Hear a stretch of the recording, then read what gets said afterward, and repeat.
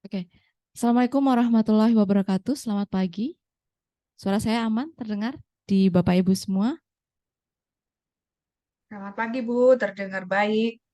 Iya, selamat pagi Bu Kusuma Dewi. Silahkan layar, got it?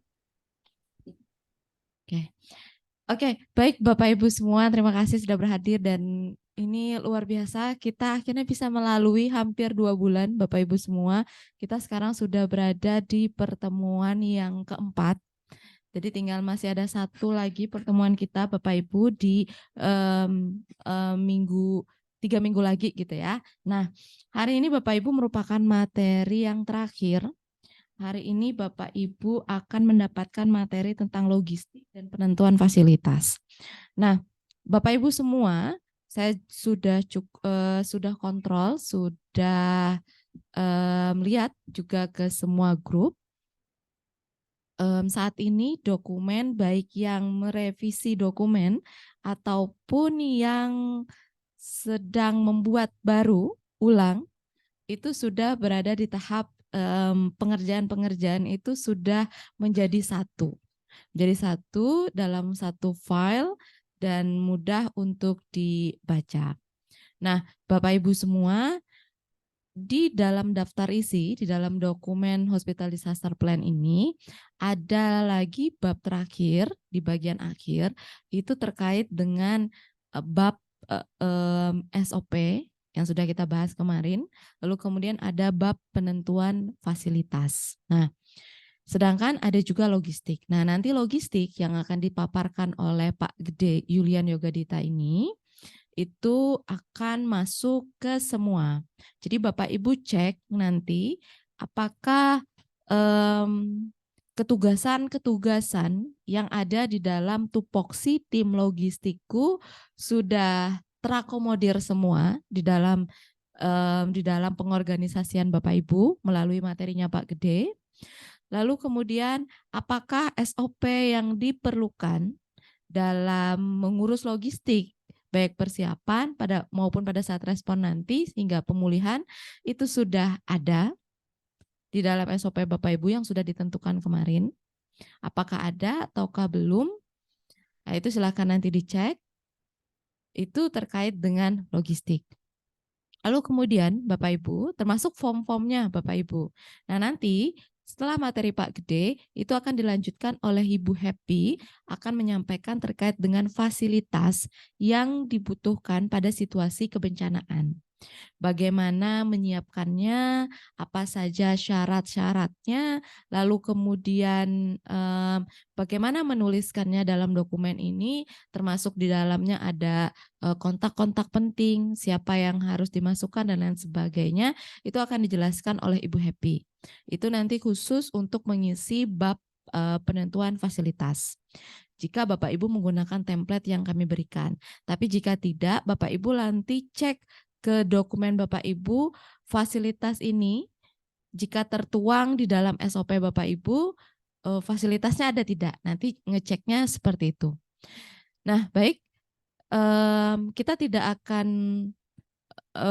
diskusi terlebih dahulu dengan Bapak Ibu supaya materi ini dapat tersampaikan dulu ke Bapak Ibu semua. Nanti kita akan berdiskusi khusus pada kelompok-kelompok kita masing-masing untuk materi hari ini. Ya, mungkin itu pengantar dari saya. Sekarang saya persilahkan, saya panggil Pak Gede Yulian Yogadita. Selamat pagi, Pak Gede. Halo, selamat pagi Bu Madel. Ya, baik, silahkan Pak Gede menyampaikan materinya. Ya, baik, saya sedikit saja untuk ya nanti kita lebih dalam diskusinya. Saya mohon izin share screen saya. Ya. Apakah sudah terlihat Bu Madel dari studio? Saat ini sudah terlihat dan belum slideshow. Iya, saya slideshow-kan. Ini. Baik, Bapak Ibu, selamat pagi. Assalamualaikum warahmatullahi wabarakatuh. Sekarang sudah slideshow ya, Bu Madel ya? Ya, sudah. Ya, baik. Ini saya akan berikan pengantar sedikit terkait dengan tentang logistik medis dan juga mungkin ada tambahan tentang manajemen relawan. Jadi Bapak Ibu, mohon maaf, ini ya, nah, nah, apa outline dari presentasi saya pada pagi hari ini terkait tentang logistik medis dan relawan ini ada latar belakang, kemudian konsep logistik, ada logistik dalam ICS di dalam HDP Bapak Ibu sekalian, kemudian akan ada manajemen relawan.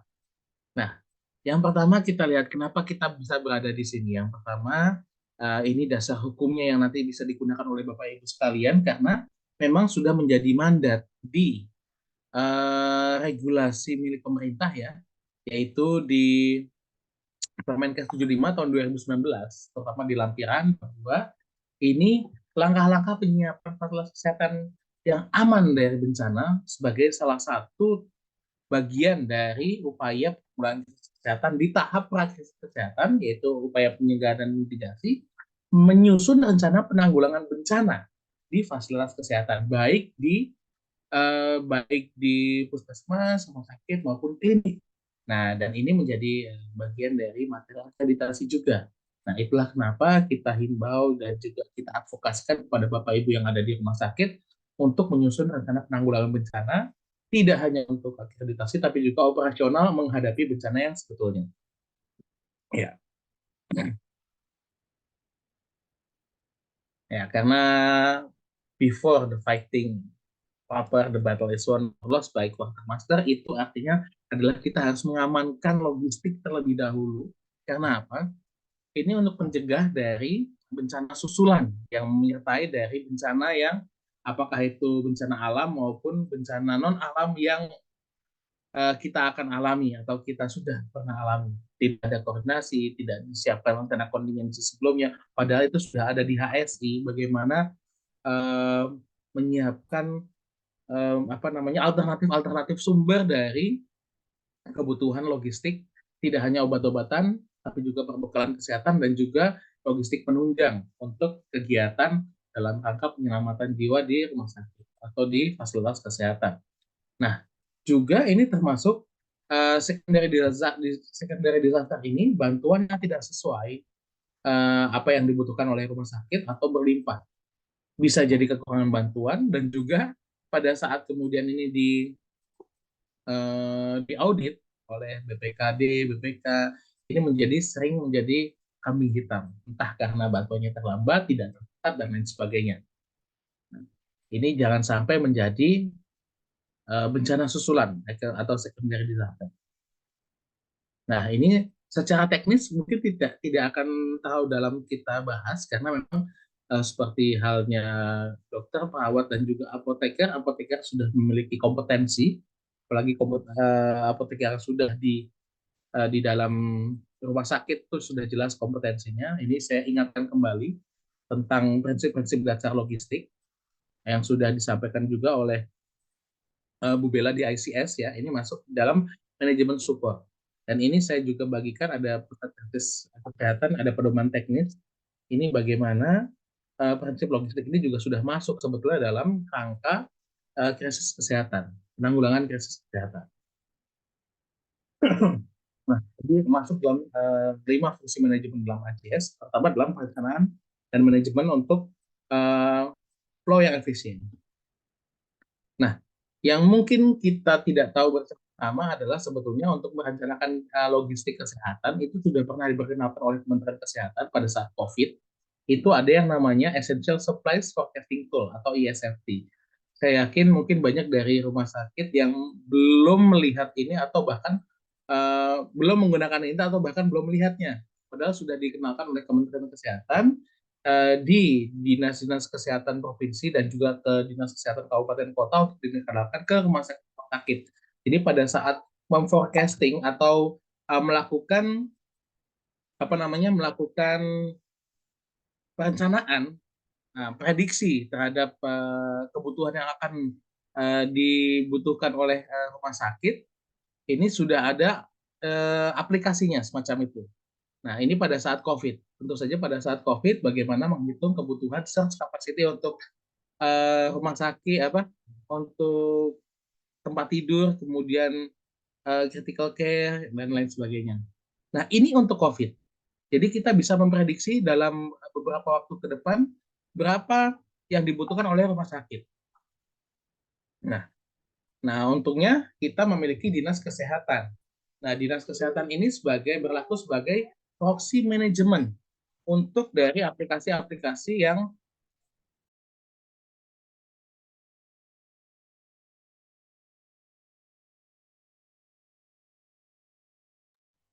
Pak Gede keluar dari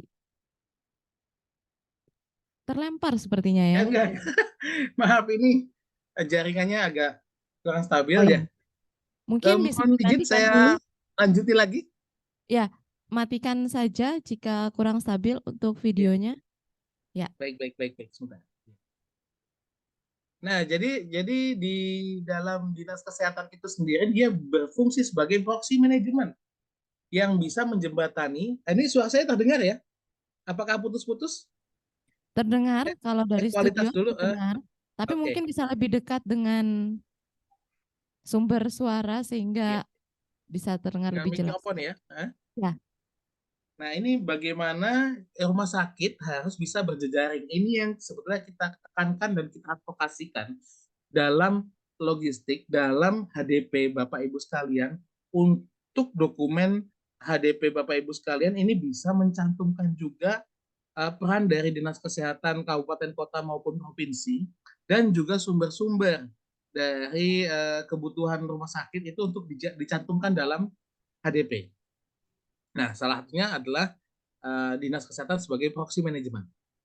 Ini yang kita selalu berulang-ulang kita tekankan pada saat pelatihan HDP bahwa rumah sakit tidak bekerja sendirian dan selalu akan ada proxy manajemen apakah itu dari dinas kesehatan maupun entitas lainnya seperti Pemda dan juga kalau dari rumah sakit swasta itu bisa dari yayasan seperti itu.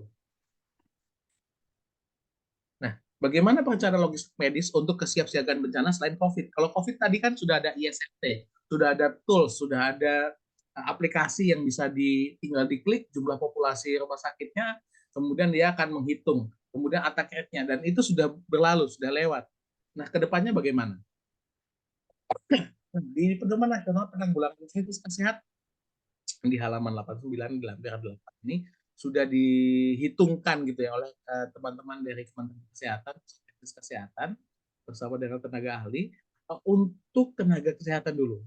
Tenaga kesehatan dulu kira-kira sumber daya kesehatan yang dibutuhkan jika hasil analisis risikonya, misalnya hasil HVA-nya itu dari rumah sakit Bapak Ibu beserta dengan dinas kesehatan setempat, resiko apa yang paling mungkin terjadi di daerah Bapak Ibu ini bencananya bencana eksternal ya kita eksternal seperti kebakaran maupun leak dan lain sebagainya apa kebocoran atau lain sebagainya ini bencana eksternal dulu bencana yang berpotensi menimbulkan korban banyak yang masuk ke rumah sakit Bapak Ibu. Nah ini perkiraan kebutuhan tenaga kesehatannya sudah ada di situ di halaman 89. Kemudian ini masih juga kebutuhan tenaga kesehatan. Nah, spesialis-spesialis yang dibutuhkan masih tenaga ya. Nah, jenisnya, jenis layanan pada saat hazard tersebut, pada saat ancaman tersebut jika terjadi. Nah, kira-kira jenis penyakitnya apa? Nah, dari jenis penyakit ini kemudian bisa keluar tata laksananya. Nah, kemudian di pedoman yang lebih lama lagi tahun 2007 yang diupdate tahun 2010 dan kemudian diganti covernya tahun 2015 warnanya jadi biru tadi. Nah, ini juga sebenarnya sudah disampaikan jenis bencananya apa, penyakitnya kira-kiranya apa, kemudian obat-obat dan pembekalan kesehatan yang dibutuhkan apa. Nah, ini di pedoman tahun 2007 oleh Pusat Krisis sudah ada. Kemudian di pedoman lain dari Direktorat Jenderal Pelayanan Kefarmasian Farmalkes dulu juga sudah pernah disampaikan tahun 2002 ini dan ini belum ada update-nya sampai sekarang jadi kita masih ibaratnya kalau digunakan masih valid lah seperti itu. Nah, jadi prinsip-prinsip menentukan buffer stok untuk bencana yang pertama kita lihat HPH-nya, kemudian untuk melihat analisis risiko internal atau eksternal, kemudian kita lihat analisis rentananya dapatnya dari mana, dari profil kesehatan daerah, analisis demografi pasien dari internal rumah sakit. Kemudian mungkin ada dokumen tambahan seperti rencana kontingensi daerah milik BPBD. Nah, ini juga sangat bagus sekali untuk memperkaya melihat analisis kerentanan. Kira-kira kalau di BPBD ada beberapa daerah yang sudah kami kunjungi itu di BPBD-nya sudah menentukan kira-kira yang luka berat berapa. Cuma memang kalau di BPBD tidak mendetailkan sampai jenis penyakit apa uh, yang akan timbul gitu ya. Kemudian penanganannya seperti apa. Nah, penanganannya silakan dicek di pedoman tata laksana, indikator, dan juga kompetensi dari masing-masing sumber daya. Ini saya rasa di masing-masing rumah sakit akan sangat berbeda, jadi tidak bisa kita generalisir. Nah, ini ada beberapa contoh-contoh pedoman bisa diambil, bukan contoh pedoman ya, pedoman penanggulangan krisis kesehatan, kumpulan-kumpulan pedoman bisa diambilkan dari sana. Yang pedoman yang tadi saya sampaikan juga sudah kami masukkan di sini. Dan juga ada contoh-contoh studi kasus gitu ya, dari gempa Sulawesi Barat, kemudian Gunung Semeru dan gempa Cianjur yang telah dialami oleh PKMK, FKKMK UGM Divisi Manajemen Bencana. Nah, kembali ke siklus bencana, kita bicara tentang SOP yang dibutuhkan. Kira-kira yang pertama sudah jelas sekali tadi tentang proxy management. Jadi di dalam HDP kita harus ada SOP yang mengintegrasikan, mensinergikan maupun mengkolaborasikan interoperabilitas antara HDP rumah sakit dengan Dinkes Disaster Plan maupun Rencon yang ada di BPBD. Kemudian memiliki SDM-SDM yang berkompeten, supply yang berkualitas, penyimpanan, SOP-SOP standar ini harus sudah ada. Nah, kemudian pada saat terjadi bencana atau rumah sakit siap melakukan respon bencana, baru diaktifasi SOP Emergency Procurement. Ini harus ada. Karena apa? Pada saat bencana mungkin kita tidak bisa mendapatkan sumber daya yang kita inginkan dalam waktu yang cepat. Seperti pada COVID kemarin. Kita mau beli masker misalnya, APD. Nah, kalau misalnya tidak menggunakan SOP emergency procurement udah kalah dengan rumah sakit lain misalnya seperti itu. Atau sudah habis diborong oleh masyarakat. Harus ada SOP untuk baik itu distribusi penyimpanan, kontrol kualitas yang efektif, dan juga evaluasi penggunaan supplies. Pada saat COVID kita sudah merasakan bagaimana kelangkaan terjadi untuk gas medis.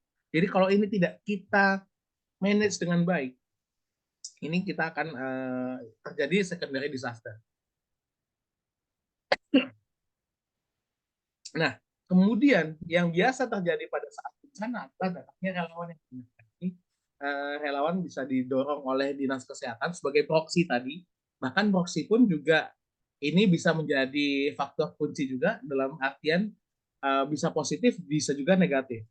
Nah, kalau orang Indonesia ya biasanya rezeki kok ditolak gitu ya. Nah, apakah karena kita terima atau tidak? Ini salah satu dokumen yang harus ada di HDP Bapak Ibu, dan saya yakin semua rumah sakit sudah punya, sudah mengalami, dan sudah berpengalaman bahwa dalam BAST itu tidak hanya spesifikasi dan juga siapa yang memberikan, tapi juga ada kuantifikasi harganya berapa. Ini untuk mencegah, benar-benar untuk mencegah secondary disaster. Jadi ini kita advokasikan untuk ada dalam HDP Bapak Ibu, bahkan formatnya ini harus sudah siap gunakan, sudah siap digunakan pada saat terjadi bencana, karena kita tidak tahu bencana itu ada yang sifatnya slow onset, ada yang sudden onset atau akut gitu. Jadi tanpa kita tunggu untuk ngeprint, bahkan bencana itu sudah datang. Itu tadi.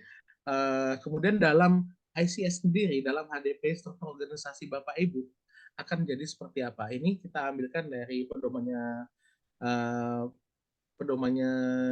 ya di Nakes apa? Yankes ya, Yankes rujukan Kesjaor. Kesjaor. Jadi ini salah satu bentuk strukturnya juga sudah ada diregulasikan di pedomannya Kesjaor. Nah, bagian logistik tidak hanya menyediakan untuk obat-obatan saja, tapi juga termasuk fasilitas yang nanti akan diperdalam lagi oleh Bu Happy, kemudian ada transportasi, komunikasi, persediaan bahan bakar, termasuk layanan makanan baik untuk staf, kemudian untuk kalau bisa juga pengunjung rumah sakit. Nah, ini karena kalau pasien jelas ya. Nah, kemudian keluarga pasien, nah ini yang 50-50 sebetulnya. Silahkan dari rumah sakit pada saat bencana loh ya, pada saat bencana, bukan pada saat rutin. Kalau rutin itu nanti jadinya food court. Ya. Nah, ini petunjuk teknis kesiapsiagaan kondisi darurat dan atau bencana di rumah sakit. Di sini sudah jelas disampaikan bagaimana sebenarnya tanggung jawab logistik menyediakan semua kebutuhan tidak hanya obat-obatan dan juga perbekalan kesehatan, juga bertanggung jawab terhadap bagaimana memperoleh bantuan sumber daya dari dalam dan luar rumah sakit. Nah, kemudian eh, di sini juga ada pendataan kapasitas obat-obatan yang mungkin kalau dengan stok opnam ini secara berkala sudah ada setiap bulan atau setahun sekali gitu kan. Yang jelas setiap bulan lah ya. Kemudian fasilitas dan sarana darurat. Nah, ini nanti kita akan bahas bagaimana fasilitas ini yang sangat dibutuhkan oleh rumah sakit.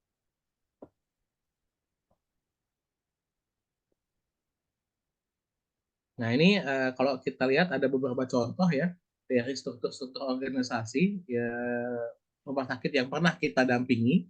Nah, ini dari RSUD KB Lota Donggala. Ini logistik menggunakan ICS juga. Ada di situ ditulis kabit penunjang, ada fasilitas, transportasi, ada makanan dan juga material. Kemudian, nah ini dari rumah sakit Kandangan. Jadi di dalam tupoksinya setelah ada struktur bidang logistik bertanggung jawab kepada komandan bencana, kemudian ada dituliskan mungkin kemarin juga Bu Bila sempat sampaikan pengalihan fungsi jabatan sampai tiga layer.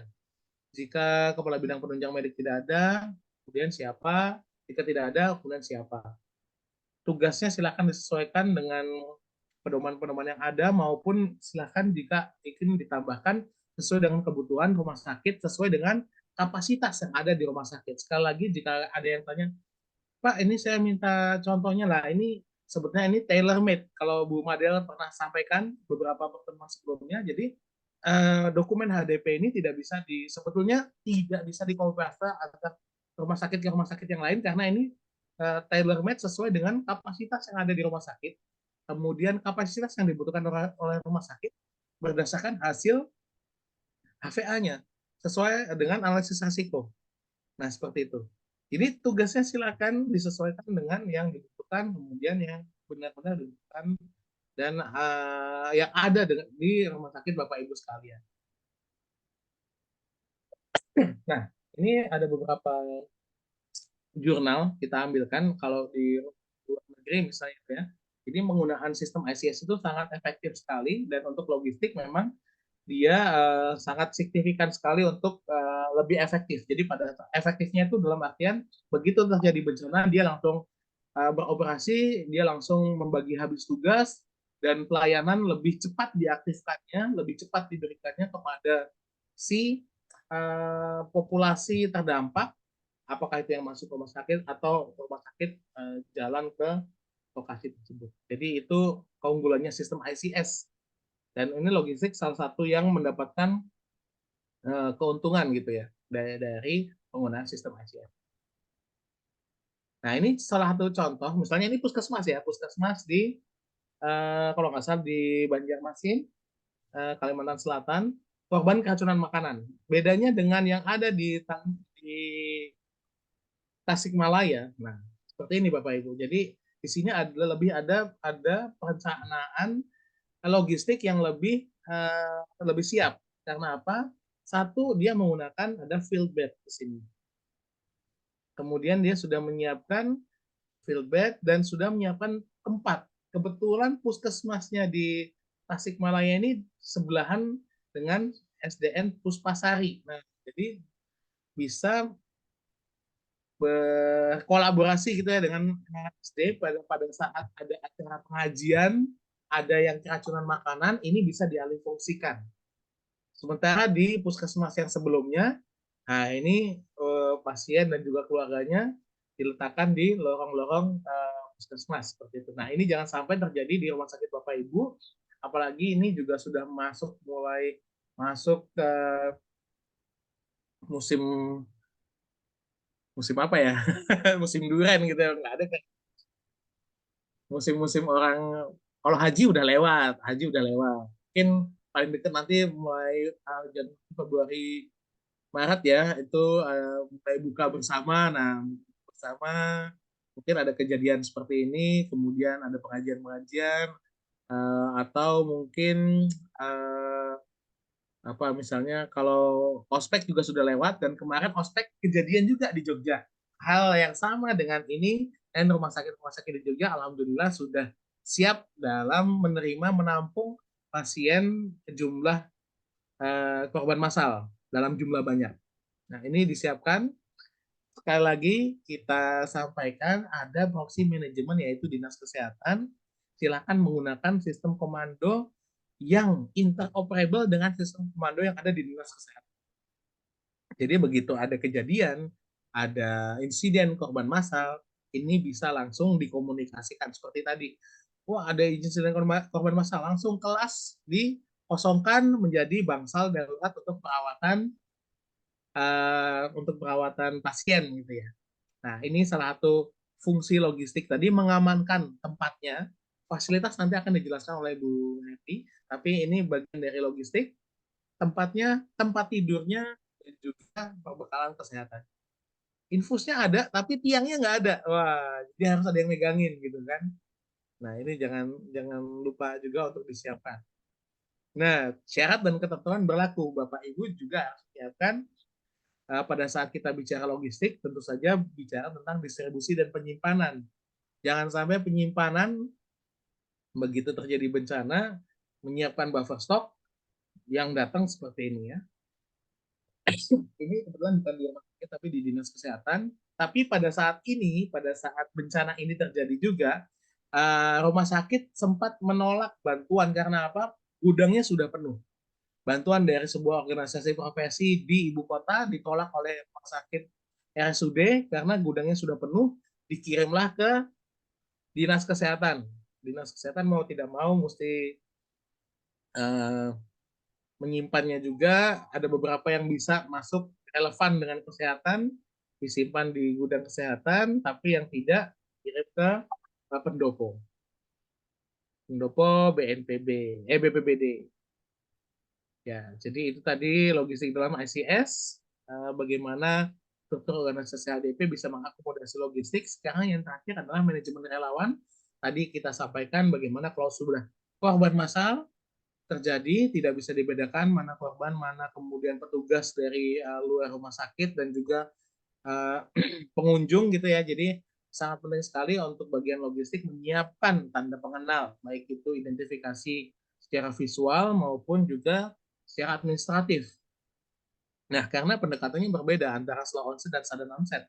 Kalau slow onset seperti bencana COVID kemarin masih bisa pelan-pelan, kita masih bisa bikin MOU, oh kita butuh sumber daya kesehatan, perawat, kemudian bidan, dokter, itu masih bisa dikondisikan, ada pre-deployment arrangement. Tapi pada saat sudden onset, banjir bandang, gempa bumi, kemudian gunung meletus, nah ini relawan datang tiba-tiba dan membutuhkan onset credentialing. Juga dengan rumah sakit apakah menerima relawan atau mengirimkan relawan, itu sangat berbeda. Karena apa? Ada yang namanya penugasan, kemudian ada juga perencanaan untuk melihat analisis workload-nya. Kapan si relawan ini bisa diterima, pada waktu-waktu tertentu, yang mana yang bisa menerima relawan. Jangan sampai justru relawan diterima di jam-jam yang memang sudah banyak pegawainya. Nah, jadi relawan diatur sedemikian rupa untuk merolling merolling petugas jaga atau petugas yang existing, tenaga inti dari rumah sakit tersebut. Jadi tim yang datang ini sebagai tim tenaga cadangan. Nah, jadi disesuaikan antara tenaga inti dengan tenaga cadangan. Nah, ini juga SK tim bencana tidak sama dengan tim IMT ya. Jadi tim bencana itu adalah Bapak Ibu sekalian yang menyusun HDP di rumah sakit. Kemudian IMT adalah tim yang diberangkatkan ke lokasi bencana. Ini kemarin waktu kita pendampingan rumah sakit di NTB, sempat ada yang menanyakan, kami sudah punya tim bencana. Apakah itu yang dimaksud? Bukan, Bapak Ibu. Jadi tim penanggulangan bencana adalah Bapak Ibu sekalian yang menyusun HDP. Sementara tim penanggulangan bencana di luar rumah sakit itu adalah tim emergency medical team atau emergency medical service. Isinya petugas-petugas ambulan yang digerakkan jika terjadi ada event keluar rumah sakit. Nah, jadi ini tidak sama dan sebaiknya SK yang kedua ini menjadi bagian dari SK yang pertama. Jadi di dalam SK ini termasuk juga tim IMT. Nah, ini manage oleh rumah sakit. Nah, jadi saya ulangi lagi untuk relawan Bapak Ibu ya, diregistrasikan ulang, kemudian didistribusikan ke Bangsal yang membutuhkan, koordinasikan dengan PJ Bangsal. Masalahnya apakah sudah ada kontak dari PJ Bangsal atau tidak di HDP-nya Bapak Ibu, itu dia. Laporan harian dan juga laporan kepulangan exit report sebagai pertanggungjawaban si relawan tersebut. Jadi yang ada di kotak adalah pemeregistrasi, peta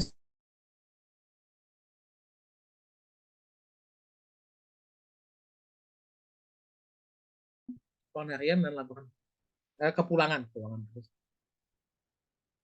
Nah, jadi ini nanti dimasukkannya, ini ada salah satu bentuk form pencatatan gitu ya, relawan, siapa, dari mana, kemana saja, pulangnya kapan, apa yang dilakukan, rekam medisnya jangan lupa dicatat, dimasukkan ke dalam kontainer ini.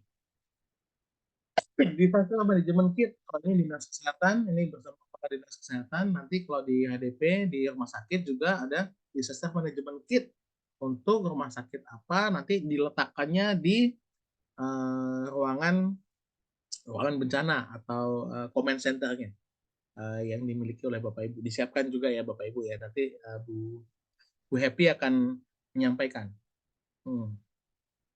Nah, ini kumpulan pedoman saya ulangi lagi, sama kok linknya, ini disingkatin aja. Jadi mungkin ini sudah slide terakhir. Baik, jadi itu saja tadi materi dari saya. Mohon maaf jika ada ketidaknyamanan, salah-salah kata maupun gestur. Jadi sempat putus sebentar, jadi ya saya mohon maaf. Semoga ini cukup jelas. Nanti kalau masih kurang kita bisa berkontak secara pribadi maupun di grup. Nanti akan kita coba fasilitasi, akomodasi bagaimana pertanyaan-pertanyaan Bapak. Mungkin itu saja dari saya. Terima kasih. Assalamualaikum warahmatullahi wabarakatuh. Saya kembalikan ke moderator. Silakan.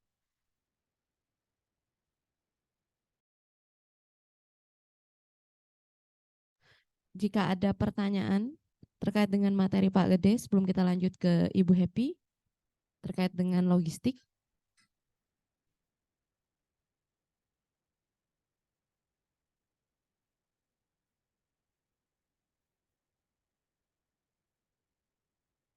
Ada? Oke, sepertinya tidak ada.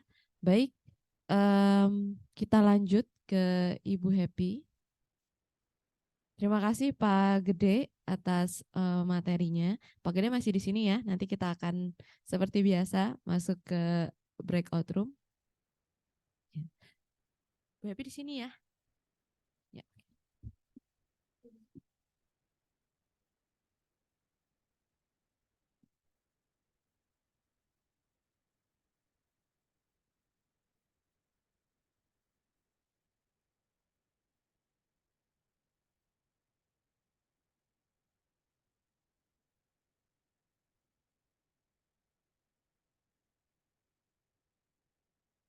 Baik, selamat pagi Bapak Ibu. Kita lanjut saja ke materi fasilitas karena nanti setelah sesi ini kita akan banyak kembali ke penugasan, khususnya penugasan yang sudah kita lakukan sebelum-sebelumnya ya Bapak Ibu.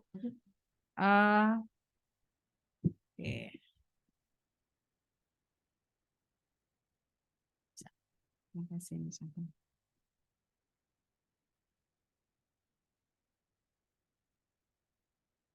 Materi fasilitas saat bencana ini Bapak Ibu ini adalah materi yang tidak sulit ya.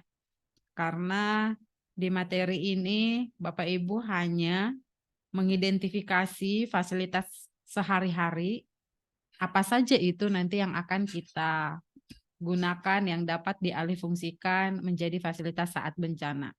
Dan ini biasanya kalau di template ini masuk ke bab yang terakhir sebelum bab rencana tindak lanjut.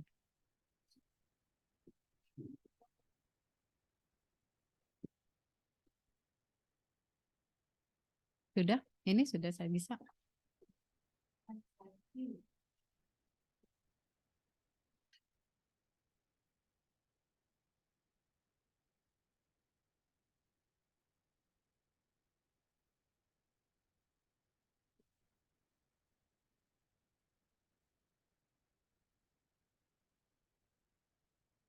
Oke.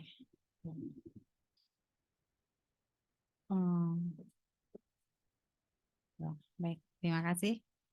Baik, fasilitas saat bencana di rumah sakit, dan di sini juga nanti kita akan membahas form apa saja kira-kira yang dibutuhkan, yang wajib ada di fasilitas bencana. Oke, ini outline kita Bapak Ibu.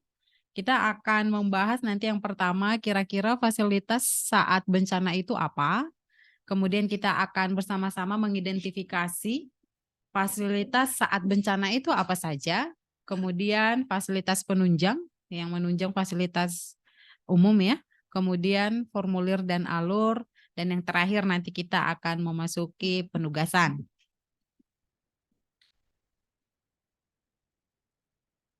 Terlalu cepat ya.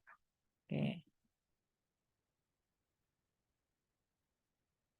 Oke, baik Bapak Ibu, ini akan saya tampilkan dulu.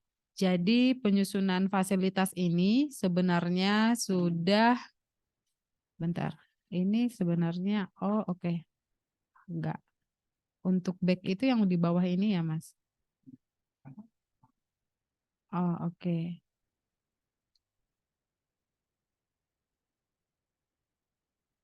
Oke, ya baik.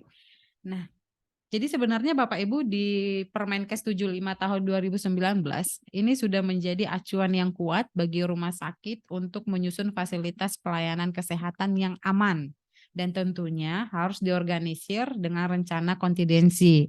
Jadi rencana kontingensi ini bisa kita sebut dengan dokumen Hospital Disaster Plan kita karena ini adalah rencana penanggulangan bencana di bidang kesehatan kalau di rumah sakit serta tenaga kesehatan yang terlatih. Nah, langkah-langkahnya yang pertama melakukan assessment. Ini sudah ada ya di materi analisis risiko. Jadi kita anggap Bapak Ibu sudah selesai dan sudah tahu kira-kira bagaimana kondisi struktur dan non-struktur maupun fungsinya. Kemudian yang kedua, menyusun rencana penanggulangan bencana di fasilitas kesehatan. Dan itulah yang sekarang kita coba susunkan yaitu Hospital Disaster Plan. Nah, ini saya tampilkan contoh pedoman HDP RSUD Hasan Basri Kandangan. Jadi rumah sakit ini merupakan salah satu peserta kita juga pelatihan kita tahun lalu yang kita dampingin kurang lebih selama 6 bulan dan akhirnya dokumen mereka bersedia untuk kita gunakan sebagai media pembelajaran. Nah, kalau di sini Bapak Ibu lihat mereka menggunakan template mereka sendiri, agak sedikit berbeda dengan template HDP yang kami bagikan minggu lalu. Tetapi isinya sama, hanya judulnya aja yang berbeda. Contohnya, yang di bab ketiga mereka nulisnya judul babnya ruang lingkup. Dan di dalam isinya itu ada struktur organisasi. Nah, kalau kita tulis ada khusus bab untuk struktur organisasi. Dan fasilitas saat bencana ini ada di bab terakhir. Mereka menyebutnya pos penanganan bencana. Dan kalau dilihat di situ di subbabnya ada pengalihan ruangan, ada alur evakuasi, pengosongan ruangan, area berkumpul. Dan inilah Bapak Ibu yang kita maksud fasilitas saat bencana. Jadi kalau misalnya Bapak Ibu sudah memiliki template sendiri, boleh, asalkan tetap isinya sudah memenuhi komponen yang kemarin kita ajarkan ya Bapak Ibu. Dan Kalau misalnya ingin menggunakan template yang kami bagikan juga tidak apa-apa. Justru itu juga akan lebih memudahkan Bapak Ibu untuk mengisinya. Jadi artinya komponen fasilitas saat bencana ini tidak dapat terpisahkan dari dokumen HDP Bapak Ibu. Dan sebaiknya ini harus ada di dokumen HDP Bapak Ibu. Nah, di dalam komponen fasilitas ini nanti di dalam ada beberapa subnya. Nanti di dalam Bapak Ibu akan menuliskan fasilitas umum, apa saja itu fasilitas umum, kemudian fasilitas penunjang, kemudian ada peta risiko. Nanti di peta risiko ini ada dana evakuasi atau peta rumah sakit, kemudian ada daftar kontak. Daftar kontak ini kontak internal dan eksternal rumah sakit. Nah, fasilitas umum saat bencana di sini nanti akan mengenalkan fasilitas yang dibutuhkan pada saat terjadi bencana. Biasanya fasilitas ini akan berbeda setiap rumah sakit. Jadi tentunya akan ada terlebih dahulu diidentifikasi dulu dan tidak terlepas dari analisis risiko. Artinya di fasilitas umum saat bencana ini merupakan perubahan fungsi fasilitas sehari-hari menjadi fasilitas yang dapat digunakan pada saat penanganan bencana. Artinya apa yang ada di rumah sakit, fasilitas apa yang ada di rumah sakit yang boleh dialihfungsikan saat terjadi bencana. Dan tentunya penentuan fasilitas tidak terlepas dari analisis risiko bencana. Misalnya, setelah Bapak Ibu melakukan analisis risiko, ternyata risiko yang paling tinggi itu adalah penyakit menular. Tentu ada beberapa fasilitas yang dibutuhkan untuk penanganan penyakit menular dibandingkan fasilitas yang dibutuhkan misalnya jika risiko yang paling tinggi di rumah sakit Bapak Ibu adalah gempa. Jadi tetap penyusunan fasilitas ini tetap harus sinkron dengan analisis risiko yang telah dikerjakan oleh Bapak Ibu semuanya. Dan jika fasilitas sehari-hari tidak cukup atau kurang memadai, rumah sakit bekerja sama dengan lintas sektor. Misalnya, ternyata di analisis risiko yang paling tinggi itu adalah gempa. Dan setelah diidentifikasi, ternyata beberapa ruangan atau bangunan rumah sakit itu tidak tahan gempa. Jadi setiap kali gempa terjadi ruangan tidak bisa digunakan. Nah, silakan Bapak Ibu boleh nanti di perencanaannya di dokumennya memetakan misalnya ada gedung yang di dekat rumah sakit yang boleh digunakan untuk melakukan pelayanan. Contohnya seperti itu Bapak Ibu. Kemudian kita lanjut ke sini. Ini fasilitas umum sehari-hari. Ini hanya contoh, Bapak Ibu pasti masih lebih banyak lagi fasilitas umum di rumah sakit Bapak Ibu yang bisa dialihfungsikan pada saat bencana. Tidak semua fasilitas ya Bapak Ibu. Kalau misalnya jangan sampai jangan sampai mengganggu pelayanan sehari-hari. Contoh fasilitas umum yang bisa dialihfungsikan menjadi fasilitas saat bencana. Lobi registrasi, kemudian aula, halaman parkir, lobi poliklinik, gudang, ruang program, kantin. Ini pasti adalah fasilitas umum yang digunakan rumah sakit sehari-hari. Nah, kemudian beberapa fasilitas saat bencana, contohnya ruang komando, ini tentu butuh. Ruang informasi, triase, logistik, dekontaminasi, ruang pemulangan, titik kumpul, ruang penanganan jenazah, dan lain-lain. Nah, jadi Bapak Ibu langsung melihat dari fasilitas umum ini, mana ya yang bisa kita alihfungsikan menjadi fasilitas saat bencana. Contohnya, aula.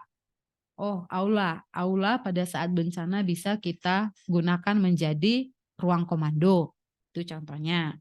Kemudian, contoh yang lain. Oh, ruang program. Oh, ini bisa kita gunakan ketika saat bencana menjadi ruang informasi. Misalnya seperti itu Bapak Ibu. Kemudian contoh yang lain, kantin.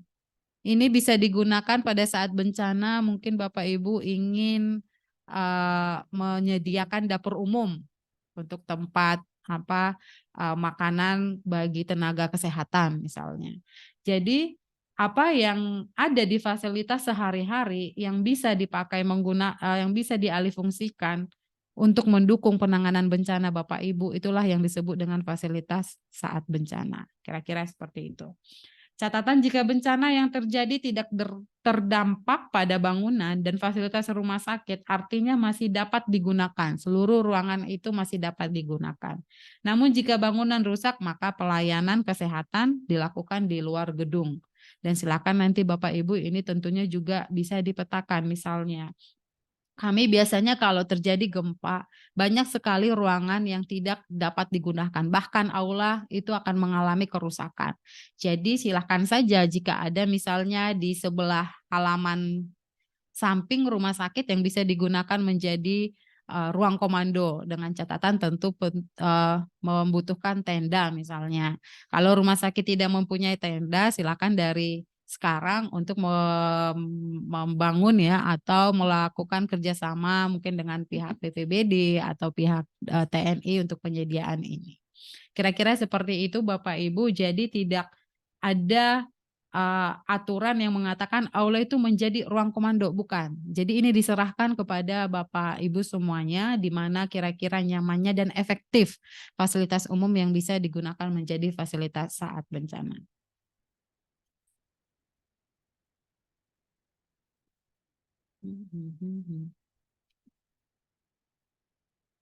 Udah bisa next.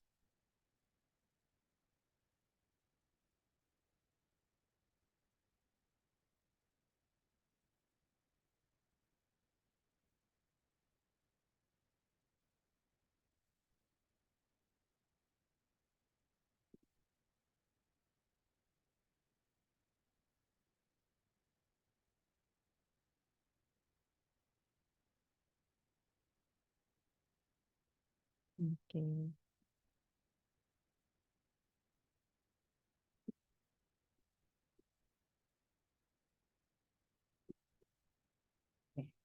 Berikutnya kita akan menjelaskan ya. Kami akan menjelaskan fungsi fasilitas saat bencana. Jadi misalnya tadi kita sudah menyebutkan beberapa fasilitas yang dibutuhkan saat bencana. Ruang komando, tentunya ruangan ini yang digunakan untuk rapat koordinasi. Kemudian ruang informasi, ruangan yang digunakan untuk pengumpulan dan pengolahan data informasi.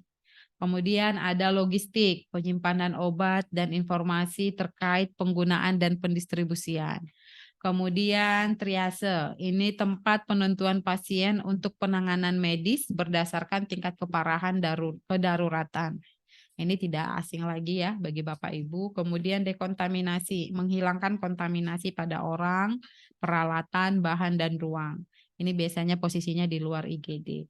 Kemudian ruang pemulangan, tempat kumpul pasien yang sudah mendapatkan pelayanan kesehatan. Dengan tanda kutip Bapak Ibu, ini adalah untuk sementara, namun belum mendapatkan tempat tinggal. Artinya rumah sakit dalam hal ini harus kerjasama dengan dinas sosial. Jangan sampai si pasien ini sampai berminggu-minggu di rumah sakit Bapak Ibu, karena rumah sakit itu tidak menampung pengungsian ya Bapak Ibu. Kemudian titik kumpul, area-area hijau tempat kumpul aman untuk sementara. Kemudian staging area, ini tempat kumpul relawan yang sudah siap bertugas. Misalnya ada satu tim relawan yang bertugas di Bapak Ibu, mereka bertugas dalam waktu 1 minggu. Kemudian di minggu berikutnya ada relawan yang baru. Jadi ini ruangan ini bisa digunakan untuk pergantian relawan. Kira-kira seperti itu. Kemudian dapur umum, ini tempat makanan dan minuman bagi tenaga kesehatan. Kemudian ada ruang penanganan jenazah, ini tempat korban meninggal.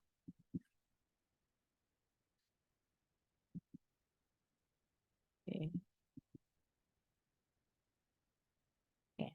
Nah, ini adalah fasilitas penunjang, termasuk manajemen kit saat bencana. Tadi Pak Gede sudah menampilkan foto contohnya yang di kontainer ya Bapak Ibu, apa saja isinya tadi sudah disebutkan oleh Pak Gede. Ada dia formulir, ada peta, ada dokumen, ada juga perlengkapan alat tulis. Jadi di fasilitas penunjang ini Bapak Ibu mengidentifikasi kira-kira fasilitas apa saja yang harus ada di fasilitas umum. Misalnya di ruang komando, fasilitas apa saja yang harus ada di ruang komando. Alat komunikasi, itu tentu harus ada HP, HT, nomor telepon. Kemudian peta respon, ini harus ada ya.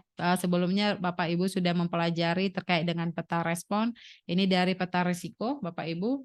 Kemudian ada juga struktur organisasi.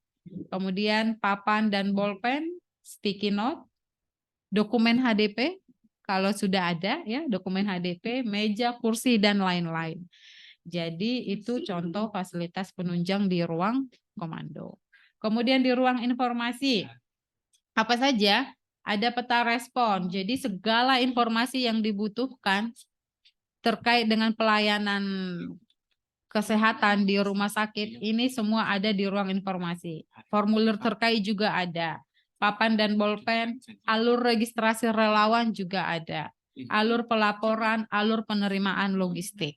Kira-kira seperti ini Bapak Ibu untuk di ruang informasi. Kemudian di logistik.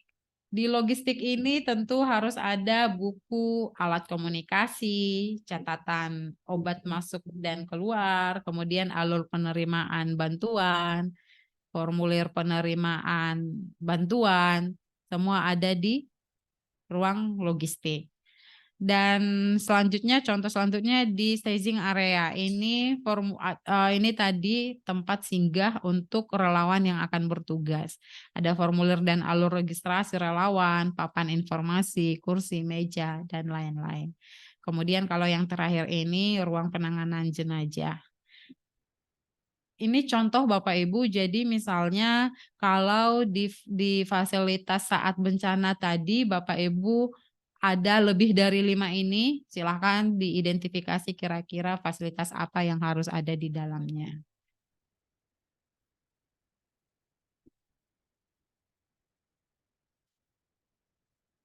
Oke, ini contoh formulir dan alur.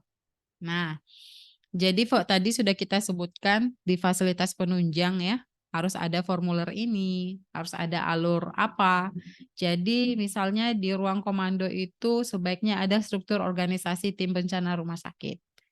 Jadi nanti supaya relawan yang datang atau siapapun yang datang dari pihak eksternal rumah sakit Bapak Ibu bisa mengetahui, oh kira-kira kami ini melapornya kepada siapa. Kebutuhan logistik berarti menghubungi siapa. Itu tujuannya Bapak Ibu. Kemudian formulir registrasi relawan kesehatan dan ID relawan kesehatan.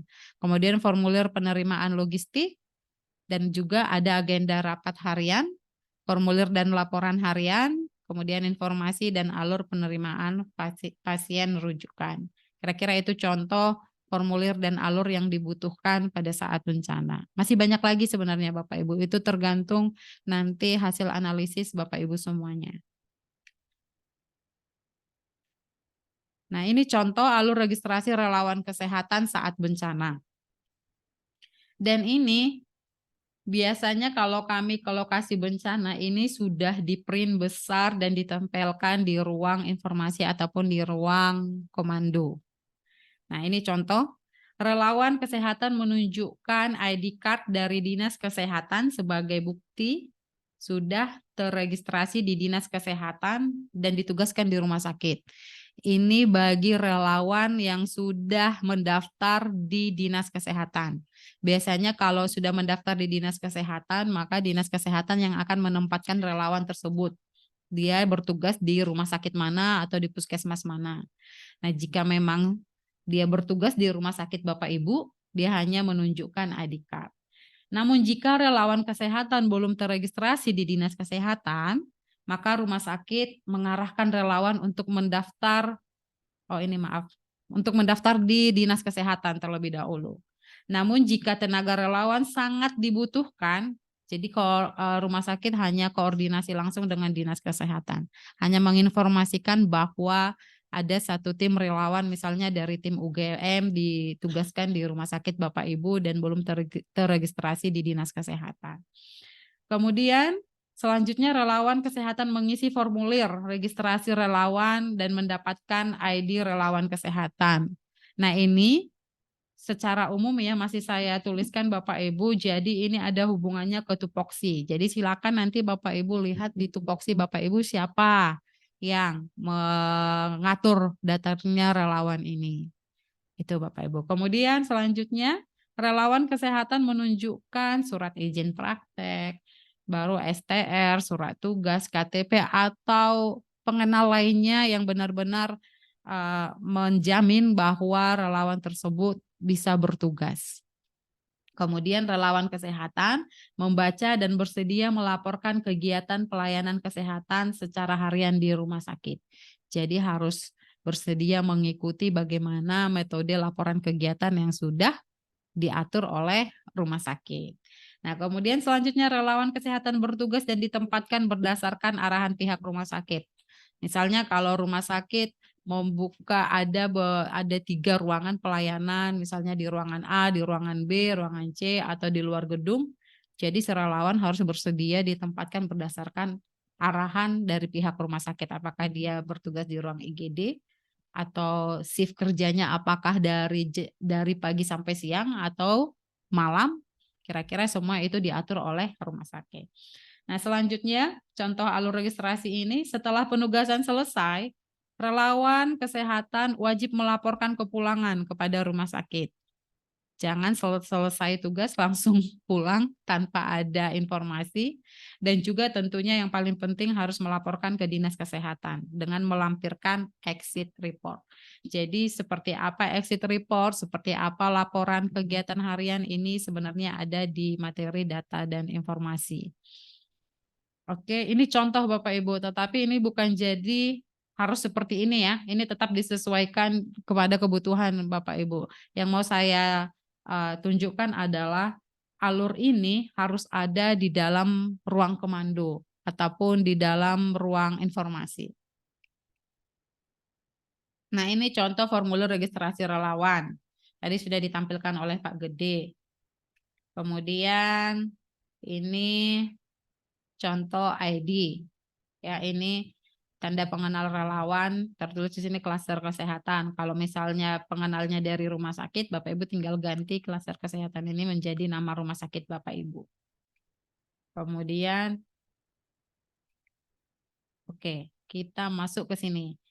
Ini setelah tadi Bapak Ibu di fasilitas itu sudah menuliskan fasilitas umum, kemudian apa saja yang bisa digunakan di fasilitas umum itu menjadi fasilitas saat bencana, kemudian fasilitas penunjangnya apa saja. Setelah itu langsung lanjut ke subkomponen yang kedua, yaitu peta risiko. Ini sudah dibahas ya Bapak Ibu di materi yang sebelumnya. Ini contoh ini peta risiko dari di dokumen RSUD Hasan Basri. Tadi sudah kita lihat ya dokumen mereka. Nah, ini adalah peta rumah sakit mereka. Jadi di sini sangat lengkap sekali ya, ada keterangannya. Ada dia dari mana nih? Posapam, kemudian manajemen, poliklinik, yang D gudang farmasi, yang E gudang aset. Jadi sebenarnya kalau sudah ada peta seperti ini akan sangat mudah. Jadi nanti misalnya di ruang di mana nih? Di misalnya di gudang oksigen, kemudian oke, contohnya di gudang aset di bagian E. Ya, Bapak Ibu bisa lihat nanti di bagian E. Nanti setelah udah ada ini petanya, Bapak Ibu tinggal nambahin kotak. Jadi di gudang di gambar bangunan E ini tinggal ditambahi kotak ini menjadi gudang logistik. Contohnya seperti itu Bapak Ibu. Dan peta risiko inilah nanti yang akan digunakan ketika terjadi bencana menjadi peta respon. Nah, contohnya seperti ini. Di ruang IGD itu G ya, di bangunan G itu ruang IGD. Dan pada saat terjadi bencana ini benar-benar tetap ya fungsinya untuk menangani pasien. Nah, jadi seperti ini. Dia akan menjadi peta respon Dan ini akan dimunculkan di ruang komando atau di ruang informasi. Misalnya di ruang IGD itu sekarang ada yang bertugas dokter umum 4 orang. Dokter spesialis bedah misalnya ada 2 orang. Perawat ada 3 orang. Kira-kira seperti itu Bapak Ibu. Jadi kalau misalnya di gedung-gedung yang lain ada juga dokter yang ditugaskan, bisa seperti ini. Jadi rumah sakit bisa lebih mudah untuk melihat kira-kira kebutuhan dokter di rumah sakit Bapak Ibu berapa. Apakah sudah tercukupi atau masih belum. Itu. Jadi harapannya nanti Bapak Ibu yang belum memiliki peta rumah sakit ini boleh segera dibuat. Dan sepertinya harusnya ada ya peta rumah sakit ini. Tinggal nanti Bapak Ibu kembangkan menjadi peta risiko. Nah, yang terakhir subkomponen di bagian C nanti di bab fasilitas itu adalah daftar kontak. Ini sangat mudah ya Bapak Ibu. Jadi wajib menuliskan nama dan nomor telepon yang bisa dihubungi. Dari internal ini daftar kontak penanggung jawab masing-masing bidang. Mulai dari komandan, namanya siapa, nomor kontaknya apa. Kemudian yang sekretaris, selanjutnya sampai ke bawah bidang OPJ operasional. Kemudian ini semua disesuaikan dengan struktur organisasi yang sudah disusun oleh Bapak Ibu. Bahkan sampai ke nomor telepon Pak Satpam juga boleh dituliskan di sini. Kemudian eksternal, daftar kontak eksternal yang kira-kira ini terkait berhubungan ketika penanganan bencana, di mana rumah sakit sering sekali berkoordinasi dengan mereka. Misalnya nomor kontak Dinas Kesehatan Provinsi yang bisa dihubungi siapa. Kemudian Dinas Kesehatan Kabupaten Kota, BPBD, Puskesmas, PMI, TNI, Universitas, organisasi relawan, Dinas Sosial, Polda, dan lain-lain. Semuanya dicantumkan di sini. Paling tidak 1 orang, nomor 1 orang atau 2 orang boleh Bapak Ibu. Yang jelas nomor telepon ini bisa dihubungi kapanpun. Kira-kira itu. Dan yang terakhir, ini adalah papan tanda. Ini mempermudah rumah sakit untuk mengenal ruangan yang dipakai menjadi fasilitas saat bencana. Contohnya, Bapak Ibu pasti memiliki aula. Biasanya kan di pintu aula itu tertulis aula. Nah, boleh Bapak Ibu print di kertas, kemudian dilaminating atau bentuk apapun atau bentuk papan atau apa ditempel. Misalnya kalau memang sudah ditentukan nanti aula ini ketika saat bencana terjadi ini mau digunakan menjadi apa, contohnya menjadi pos komando, tulis saja pos komando saat bencana, kemudian ditempel di situ. Kira-kira seperti itu Bapak Ibu. Dan ini kan ada gambarnya yang pos komando. Ini sehari-hari mereka menggunakannya itu untuk rapat. Kalau ada kegiatan-kegiatan di rumah sakit, aula. Tapi saat bencana mereka ada menempelkan seperti itu pos komando. Jadi ketika bencana ini menjadi pos komando. Kira-kira itu Bapak Ibu. Contohnya. Ini jalur evakuasi, ada ruang media, ada ruang pertemuan, ada apa lagi ini ya. Ini logistik, ruang logistik. Di materi Pak Gede tadi sudah ada. Ini adalah contoh foto di pos registrasi relawan atau di ruang komando itu bentuk koordinasi hariannya seperti apa. Dan ini tadi kotak manajemen kit yang ditampilkan oleh Pak Gede. Itu saja yang bisa saya sampaikan. Nah, untuk penugasannya sangat mudah Bapak Ibu. Contohnya di sini tinggal mengisi tabel. Nah, pos komando, ruangan sehari-hari. Apa ini? Misalnya aula. Oh, harusnya ada 1 tabel lagi nih di kanan. Fasilitas penunjangnya apa? Apa saja yang dibutuhkan di pos komando. Kemudian nomor 2, nanti penugasannya setelah menentukan fasilitas, gambarlah fasilitas tersebut di denah rumah sakit saudara. Itu tadi yang sudah seperti contoh yang di rumah sakit, peta di rumah sakit Hasan Basri tadi yang sudah kami tampilkan. Kemudian tuliskan daftar kontak internal dan eksternal. Itu penugasannya. Sampai di sini materi saya kembalikan kepada Bu Madelina.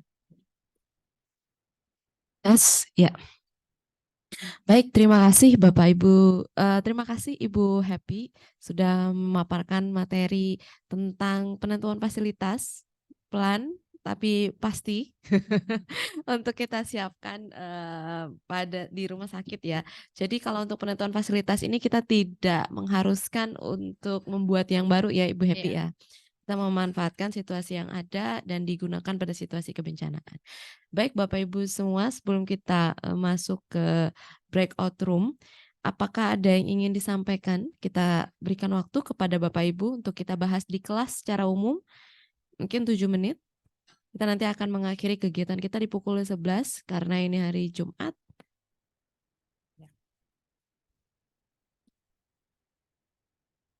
Ada pertanyaan dari chat. Ibu Happy bisa minta dibantu saya untuk membaca, ya. Apa nih? Sarana yang harus ada di fasilitas atau ruangan-ruangan saat bencana itu kapan disiapkan? Disiapkan Sekarang.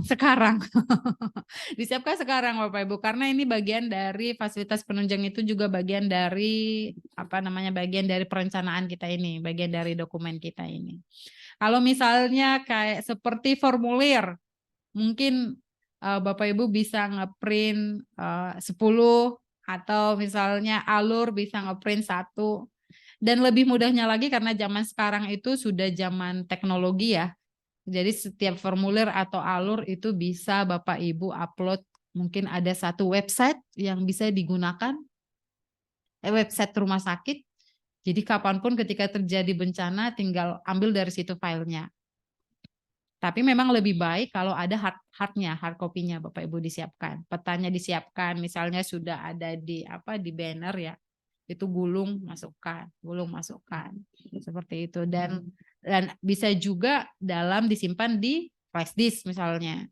Tetapi semua penyimpanan ini orang-orang harus tahu, stafnya harus tahu, jangan hanya diketahui oleh satu orang. Jadi ketika terjadi bencana jadi sia-sia nanti. Nah, memang lebih amannya, lebih baiknya kalau punya website. Nah, bisa di situ diupload. Dokumennya bisa diupload di situ. Jadi form-formnya juga bisa dilampirkan di situ. Jadi Bapak Ibu tinggal ambil, siapapun bisa mengakses saat terjadi bencana. Kira-kira itu Ibu Kusuma.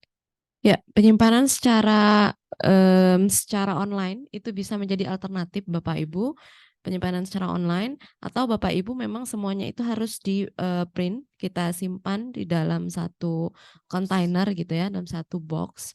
Nah, di sana itu kita juga memperhitungkan jika terjadi situasi di mana kita tidak bisa mengakses printer, ngeprint, listrik itu tidak bisa, sinyal buruk. Nah, kita sudah punya yang semuanya dicetak. Jadi peta segala macam. Nah, kalau untuk masalah peta itu bisa tidak Ibu cetak, tidak Bapak Ibu cetak, tapi itu bisa saja di sehari-hari ini dipajangkan saja di situ. Misalnya denah rumah sakit misalnya ya, master plan yang besar itu misalnya, nah itu bisa aja jadi pajangan di ruangan misalnya gitu ya. Nah nanti pada saat kita membutuhkan di situasi kebencanaan itu bisa kita turunkan, lalu kemudian bisa kita manfaatkan untuk pemetaan relawan yang datang ke rumah kita. Atau kemudian untuk menginformasikan mana sih yang perlu kita tandai menjadi merah bahwa daerah itu terdampak, misalnya robohkah atau tidak bisa digunakan lagi. Jadi ini ya materi tersendiri ya terkait dengan penggunaan peta respon itu sendiri. Nah, oke, baik Bapak Ibu, ada lagi? Sepertinya ada pertanyaan untuk Pak Gede juga di chatting. Untuk Pak Gede, adakah? Oh, sepertinya enggak. Oh iya. Ada? Boleh ada. dibacakan? Dari buku semua juga. Oh, sudah dijawab. Oh, sudah dijawab oleh Pak Gede ya. Oke. Kalau sudah ada akan sangat baik sekali Bu semua. Ya, oke. Baik Bapak Ibu semua, saya punya ketugasan ini Bapak Ibu untuk mereview hasil HVA ya, hasil analisis risiko Bapak Ibu semua. Terima kasih ke 5 rumah sakit sudah mengirimkan hasil HVA-nya. Untuk hasil HVA ini, kalau secara perhitungan dan lain sebagainya, itu memang kalau secara online ini agak susah ya Bapak Ibu untuk kami menjustifikasi apakah itu tepat atau tidak tepat gitu ya. Artinya kita membutuhkan diskusi misalnya seperti itu. Tapi tidak apa-apa Bapak Ibu, secara garis besar cara Bapak Ibu mengerjakan sudah tepat, mau menggunakan toolsnya juga beraneka ragam, itu juga tidak masalah Bapak Ibu. Saya koreksi tidak hanya untuk punyanya Rumah Sakit W Halim dan Sumedang yang ada di tim saya gitu ya, tapi juga di tempatnya Ibu Happy dan di tempatnya Pak Gede itu sudah benar melakukannya. Nah, yang ingin saya sampaikan Bapak Ibu di sini, hasil dari HVA, cara memasukkan hasil HVA ke dalam dokumen di bab analisis risiko. Nah, karena kita menggunakan beberapa gitu ya, jadi di poin bab analisis risiko, poin nomor 1, Bapak Ibu menyampaikan hasil HVA-nya. Jadi cukup 1 lembar. Bapak Ibu cukup menyampaikan rumah sakit telah melakukan perhitungan update analisis risiko bulan September tahun 2023.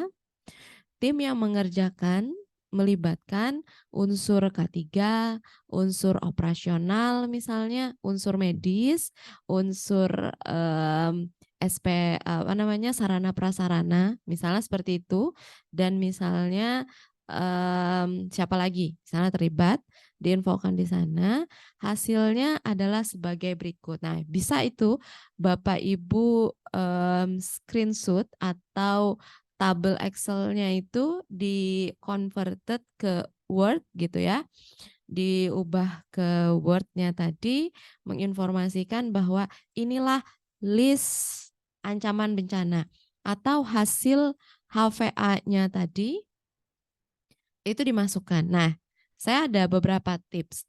Jika Bapak Ibu menggunakan HVA yang menggunakan satu list, maka Bapak Ibu langsung saja men-screenshot atau memindahkan Excel HVA itu ke Word, karena di sana sudah terlihat list dari ancaman bencana yang sudah Bapak Ibu masukkan, mau alam, non alam, sosial, kegagalan teknologi dan lain sebagainya, sudah jadi satu semuanya. Masukkan dan hasil analisis risikonya muncul yang di paling sebelah kanan. Nanti tinggal Bapak Ibu melanjutkan paragraf selanjutnya adalah berikut adalah list analisis risiko yang tinggi dan sangat tinggi. Listnya ada berapa? Misalnya ada 5 atau 6. Berdasarkan ini, kami memprioritaskan untuk memilih satu yang akan kita prioritaskan dulu, yang akan dilanjutkan untuk melengkapi program, SOP, dan dikembangkan menjadi skenario. Misalnya seperti itu. Itu untuk contoh HVA yang satu. HVA yang berikutnya adalah HVA yang menggunakan kelompok ya. Menggunakan kelompok bencana alam, non alam, segala macam. Nah, itu bisa, itu kan artinya ketika Bapak Ibu mengambil yang hasil, dia hanya memberikan persen bahwa rumah sakit ini risiko tinggi untuk bencana alam dibandingkan bencana non alam atau kegagalan struktur. Misal seperti itu ya. Nah, jika menggunakan HVA yang ini, saya saran Bapak Ibu silahkan screenshot juga hasil persen dari semua jenis ancaman bencana itu, kelompok-kelompok ancaman bencana itu, tapi Bapak Ibu punya tanggung jawab untuk menginformasikan di dalam dokumen ini daftar ancaman bencananya itu apa. Jadi berikan satu tabel juga apa yang sudah Bapak Ibu list. Karena kalau HVA ini yang di bagian akhirnya itu hanya muncul bencana alam, non alam, struktur, tapi tidak bisa kita akses gitu, tidak bisa dilihat gitu kan bencananya apa. Jadi masukkan listnya saja untuk menginformasikan. Sudah selesai sampai di sana. Jadi Excel-nya yang beberapa sheet itu tidak perlu dimasukkan ke dalam sini untuk supaya tidak panjang, supaya tidak tebal dokumen kita. Sudah, nanti tinggal informasinya mau bisa Contoh dari Mas Agung boleh dari situ Mas. Itu sudah saya up. Mungkin kita contohkan yang atau nanti di grup Dr. aja. Oh, di grup aja. Di Oke. grup ya. Oke, ini singkat saja. Seperti itu Bapak Ibu. Atau boleh juga boleh juga. Mungkin hari ini kita buat satu kelas aja ya, karena memang pembahasan terkait itu. Oke, baik. Jadi kita tidak ada breakout room. Ya, silahkan ditampilkan karena waktunya juga cukup mepet ya Jumatan. Ya, ya. Nah ini Bapak Ibu, ini contoh dari rumah sakit apa Ibu Epi? Harapan kita. Oke, dari harapan kita. Nah, ini yang menggunakan contoh yang kedua. Contoh yang kedua menggunakan yang berkelompok al-hajatnya itu tadi. Ya, di mana? Silakan naik ke bukan naik, turun ke bawah. Terus, nah ini keterangan-keterangan yang tidak diperlukan Bapak Ibu itu silahkan Bapak Ibu buat ke file HVA-nya saja. Supaya tidak panjang, next lagi. Terus, nah tabel yang ini hanya untuk bencana alam ya. Satu, kemudian terus lagi ke bawah. Lagi ini bencana untuk non alam ya. Oke, bencana teknologi. Lanjut tabelnya lagi. Bencana manusia, oke, man-made. Terus ada lagi. Nah, ada lagi ini. Ini oke, B3 dan material. Lagi. Oh, sudah, oke. Jadi ada 4 jenis bencana. Maaf Mas Agung, naikkan ke atas lagi. Nah, 4 jenis ancaman bencana ini Bapak Ibu munculkan saja untuk harapan kita hasil skor akhirnya. Dia kan nanti persen ya. Jadi yang tertinggi itu adalah misalnya bencana, jangan yang ini, naik lagi ke atas. Kalau harapan kita yang paling tinggi sepertinya gempa deh. 60% ya tadi. Itu artinya kan yang paling tinggi risikonya itu untuk harapan kita itu ada di kelompok bencana alam. Nah, jadi diinfokan saja hasilnya. Infokan aja hasilnya, tapi list untuk semua ancaman bencana ini diinfokan di tabel ini. Begitu Ibu Happy. Tabel ini tidak perlu dimasukkan lagi.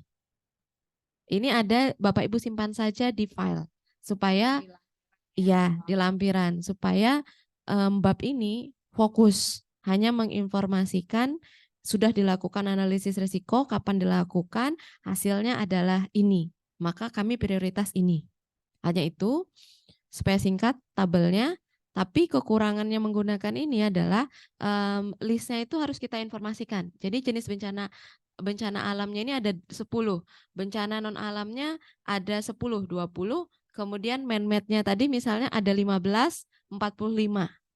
Bencana B3-nya misalnya ada 3, 48. Itu diinfokan. 48 inilah yang sudah kami analisis risikokan. Nah, seperti itu. Itu salah satu masukan saja dari kami supaya singkat. Jadi membacanya itu langsung ke poinnya. Hasilnya apa? Jadi yang panjang-panjang masukkan di lampiran.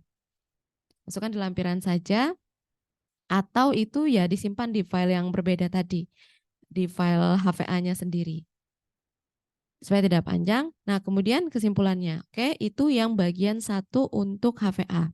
Nah, Bapak Ibu juga di dalam kelompok ini memasukkan tentang HSI. Itu cukup bagus. Nah, untuk HSI sama. Kapan dilakukan? Siapa tim yang melakukan? Berapa lama itu dilakukan? Hasilnya apa? Itu saja yang diinformasikan. Lagi bawah lagi. Nah, hasilnya ABC itu informasikan. Informasikan apakah level kita B. Nah, ini harapan kita B. Nah, oke, B. B itu artinya kalau kejadian bencana secara besar rumah sakit itu sudah aman untuk menghadapi, tapi akan kolaps di poin-poin tertentu jika berlangsung lama kebencanaannya. Itu makna dari B. Maka Bapak Ibu harus menyoroti dari Rumah Sakit Harapan kita, dari semua modul itu, kesimpulan dari struktur itu apa yang harus diperbaiki, apa yang harus direvisi, non-struktur apa yang prioritas harus harus direvisi, dari fungsional apa yang harus dikomplitkan. Itu infokan di bawah tabel ini. Infokan di bawah tabel ini. Nah, untuk selesai melakukan penelitian ini, maka kami punya PR untuk meng-highlight dari bangunan, misalnya ada yang urgent banget, yang paling urgent apa gitu, masukkan. Kemudian dari fungsional ternyata kami belum punya protap untuk A, B, C misalnya gitu ya. Maka itu infokan di sini. Sesingkat itu dulu untuk hasil HVA. Jadi 1 halaman maksimal untuk HVA, 1 halaman maksimal untuk HSI. Detailnya sebenarnya Bapak Ibu untuk HSI ini, detailnya Bapak Ibu ada di dokumen yang lain. Jadi menyelesaikan kalkulator HSI itu tidak hanya selesai ketika Bapak Ibu mengeluarkan ABC. Levelnya apa? Tapi PR yang terpenting adalah Bapak Ibu harus melihat gap-nya. Dari 151 pertanyaan, poin mana yang saya rendah? Itu harus di-list. Harus di-list, poin yang rendah dikumpulkan. Poin yang rendah dikumpulkan ini harus Bapak Ibu bahas. Harus Bapak Ibu bahas dengan tim. Itu nanti muncul setelahnya adalah prioritas. Jadi list tadi adalah prioritas masalahnya, daftar masalah yang rendah. Nanti Bapak Ibu keluarkan muncul prioritas masalah. Jadi misalnya dari 151 tadi, poin yang rendah itu ada 30. Itu prioritas, itu list masalah Bapak Ibu. Nanti dari 30 ini akan Bapak Ibu nilai lagi dengan tim mana yang menjadi prioritas masalah.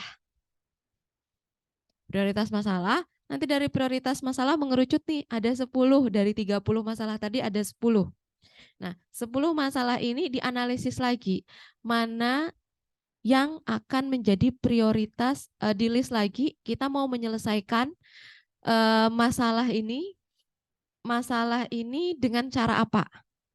List lagi itu, list daftar penyelesaian masalah. Nanti dari daftar penyelesaian masalah ini muncul prioritas penyelesaian masalah. Jadi sepanjang itu, dan itu tidak ada di dokumen ini Bapak Ibu. Jangan dimasukkan ke dokumen ini. Saya menceritakan saja itu proses kalau memang HSI ini digunakan oleh Bapak Ibu untuk menghitung keamanan dengan benar rumah sakit Bapak Ibu. Jadi tidak berakhir di poin ABC, tapi selanjutnya adalah Bapak Ibu melakukan prioritas-prioritas itu tadi, analisis tadi. Nanti muncullah di sana prioritas penyelesaian masalah. Nah, prioritas penyelesaian masalah berlanjut menjadi rencana tindak lanjut lagi, menjadi RAB lagi, menjadi rencana aktivitas lagi yang akan dikerjakan tahun ini, tahun depan, atau di roadmap-nya sampai ke tahun ketiga. Jadi sebenarnya seperti itu Bapak Ibu pemanfaatan penggunaan dari HVA dan HSI. Jika itu memang sudah menjadi budaya keamanan ya untuk menghadapi situasi kebencanaan Bapak Ibu. Ini sharing saja, tapi untuk kegunaan kita di sini cukup tampilkan informasi singkat tadi. Hasilnya B, kemudian dari B ini poin yang menjadi prioritas kami adalah perbaikan ini, misalnya A, B, C. Sudah selesai? Masuk ke poin yang ketiga adalah skenario. Nah, skenario ini berkaitan dengan yang hasil HVA. Scrolling ke bawah. Nah, ini. Khusus untuk kelompok HDP ini ya, kita menekankan sampai ke skenario ya, karena rata-rata sudah bagus nih. Jadi sayang kalau tidak kita lanjutkan ke skenario. Nah, ini untuk harapan kita, saya screening singkat, tidak sampai ke skenario tadi. Ini mungkin bisa dengan kelompoknya nanti di luar dari aktivitas ini. Skenario ini sudah tepat contoh yang dilakukan oleh RSAP, artinya kebakaran itu menjadi yang pertama yang diambil sesuai dengan HPA-nya ya. Tidak ya? Di Oke. HVA harusnya yang paling tinggi itu kalau kita lihat sudah tertulis gempa bumi. Oh, ya. Harusnya skenarionya Gempa bumi ya. gempa bumi ada. Ya, tapi nggak tahu, mungkin ada pertimbangan memilih Mungkin, kebakaran. ya. Itu Boleh. bisa. Jadi meskipun yang HVA-nya keluar yang tertinggi adalah gempa, nanti kebakaran itu juga tertinggi. Nah, silahkan nanti dirembukan mana yang dipilih. Nah, itu harus di Bapak Ibu info di yang bagian satu tadi. Yang berdasarkan hasil HVA, skor yang sangat tinggi adalah gempa bumi, adalah kebakaran, pemukiman, kebakaran internal rumah sakit misalnya, ada lagi banjir. Misal ya, saya hanya memberikan contoh. Kan nggak mungkin Bapak Ibu mempersiapkan empat-empatnya dalam satu waktu. Sangat berat tugasnya. Maka untuk tahun ini, untuk yang saat ini, saya ambil dulu deh yang banjir misalnya. Atau seperti harapan kita misalnya ambil dulu kebakaran. Kenapa kok tidak ngambil gempa? Karena misalnya ya kita mau akreditasi, kita sekalian aja mau menyelesaikan yang kebakaran. Misal seperti itu. Misal ya, misal aja. Pertimbangannya itu ini contoh saja. Tapi Bapak Ibu info di grup di sini, di dokumen ini, prioritas yang kami ambil yang akan dikembangkan jadi skenario adalah kebakaran. Jadi terinfo kalimatnya itu tadi. Udah, nggak masalah. Masuklah ke kebakaran. Kalau untuk masalah skenario, saya skimming sebentar ya. Skenario kebakaran cyber kita berisiko terjadi karena adanya kegiatan kebakaran teknologi bla bla bla bla. Rumah sakit juga telah dilengkapi dengan manual prosedur, naik lagi ke bawah. Naik lagi ke bawah. Naik lagi ke atas. Jika terjadi kebakaran, pegawai itu sering melihat kejadian kebakaran dapat menghubungi telepon internal, bawah lagi. Oke, terus ya. Oke. Ini cerita ya Bapak Ibu. Ini cerita bukan skenario. Jadi skenarionya menggunakan pendekatan kronologis. Karena skenario ini Bapak Ibu akan Bapak Ibu manfaatkan untuk mengidentifikasi SOP yang belum ada, protap yang belum ada, menentukan fasilitas yang belum terfikirkan, dan kemudian dapat Bapak Ibu gunakan untuk simulasi. Jadi skenario yang dimaksud ini adalah seperti skenario simulasi.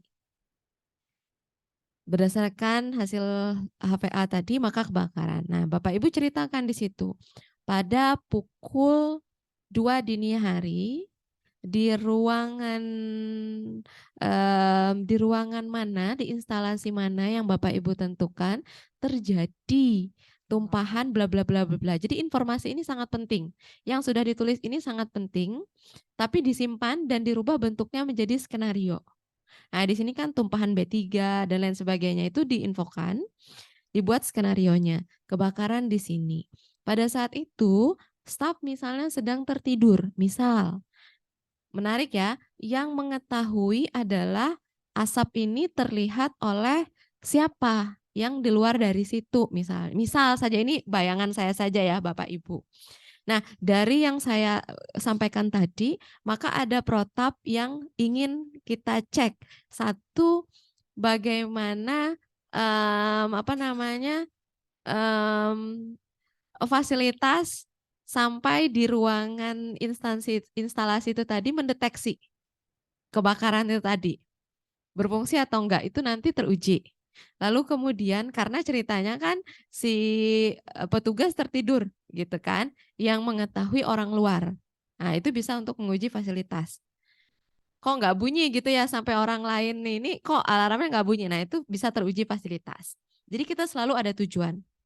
Terus misalnya lagi ketika dia mengetahui, dia tahu harus menginfokan early warning-nya tadi, peringatan dini ada ancaman bencana tadi, ke siapa dia reportnya, kemana dia menghubunginya. Satu lagi keluar SOP informasi awal kejadian. Udah, nanti muncul lagi setelah itu suka-suka Bapak Ibu tuh lagi pengembangan skenarionya.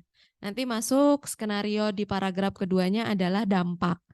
Dampaknya itu tadi ternyata meluas, harus dievakuasi mana saja kalau terjadi di instalasi itu, mana yang terdekat yang harus segera dievakuasi. Nanti muncul semua protap di sana. Terus kita perberat lagi, misalnya masuklah, ada korbannya berapa, misalnya masuklah ke IGD kita, misalnya seperti itu. Misalnya saja. Nah, itu skenarionya seperti itu Bapak Ibu yang diharapkan muncul di sini. Nah, skenario ini digunakan untuk mengidentifikasi SOP-SOP mana yang belum ada. Nanti pada saat Bapak Ibu mau simulasi, Bapak Ibu tinggal ambil skenario kebakaran ini, kayak gitu. Nah, nanti ketika tahun depan melakukan analisis risiko lagi, Bapak Ibu bisa memilih lagi skenario berikutnya yang tertinggi adalah gempa bumi. Nah, buat lagi skenarionya. Jadi nggak masalah kalau misalnya 2 skenario yang dibuat di sini kan? Enggak masalah. Boleh. Terus ada revisi, ada lagi skenario gempa. Nah, skenario gempa lagi, nanti mengidentifikasi lagi nih SOP-SOP yang tidak ada. Karena ternyata dokumen ini ternyata baru masih ada rencana umum sama kebakaran aja. Misalnya SOP untuk gempa belum, SOP untuk logistiknya, SOP untuk berjejaringnya kayak apa, udah.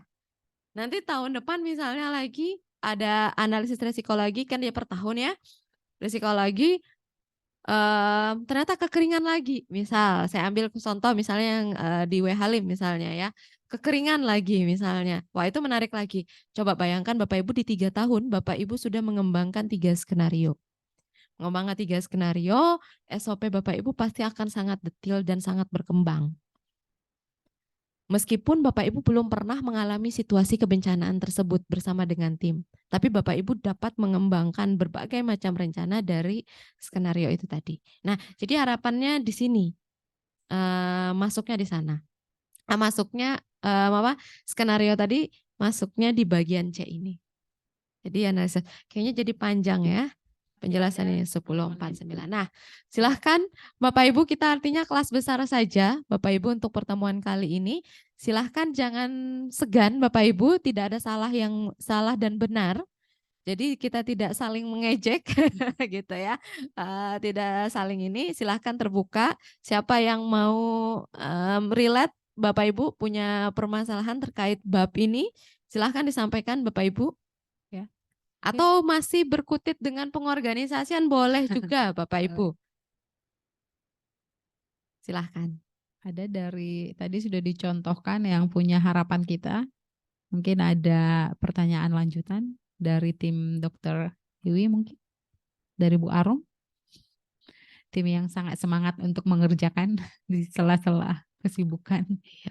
Atau yang Cibinong kemarin dibantu oleh fasilitator kita, Pak Gusti, untuk menyatukan. Ini sebenarnya tugas dari rumah sakit loh Bapak Ibu. Bukan Cibinong. Handayani. Handayani ya, timnya Pak Gede dengan ini, itu disatukan. Nah, boleh Bapak Ibu dikomentari. Wah, ternyata yang disatukan oleh Pak Gusti, oleh Pak Gede, nggak cocok. Bukan seperti itu yang saya maksud. Boleh di sini dicek. Atau yang baru kemarin juga nih dikoreksi dari W Halim. Kalau yang untuk Sumedang, terima kasih sudah mengisi untuk profil HSI. Sudah cukup tepat Bapak Ibu, sudah tepat. Silahkan dilanjutkan saja untuk yang dari Sumedang. Ya. Silahkan Bapak Ibu, tidak apa-apa, kami tunggu. Kami dari Rumah Sakit Sumedang, Bu. Ya, silakan Bu Teti. Ya, untuk yang kemarin kami udah kirim tuh HVA mungkin ya Bu ya. Kalau HSI-nya kita tuh masih kebingungan nih Bu. Ya. Ya, yang saya terima kemarin juga ada modul 2 HSI yang saya komen tadi itu sudah tepat pengisiannya. Ya. Oh iya, udah benar. Oh, berarti udah benar yang kemarin ya Bu ya? Ya, cukup Bu, seperti itu. Ya, ya makasih Bu. Sama-sama Bu Teti. Untuk Sumedang saya ya masih menunggu kalau ada kiriman yang komplit semuanya, silahkan Bapak Ibu dikirimkan. Masih on proses Bu. Ini tugasnya lagi pagi-pagi sama timnya. Ya Bu. Karena di pertemuan kelima kita harapkan Bapak Ibu sudah presentasi. Itu jadwalnya sudah presentasi Bapak Ibu. Ya, jadi bukan kita yang presentasi lagi bukan nanti. Kita. Dan presentasi itu di dokumen ya Bapak Ibu, bukan dalam bentuk PowerPoint, tetapi dokumen yang sudah dikerjakan oleh Bapak Ibu. Jadi kami akan melihat apakah ada perbedaannya dari dokumen yang awal yang dikirim.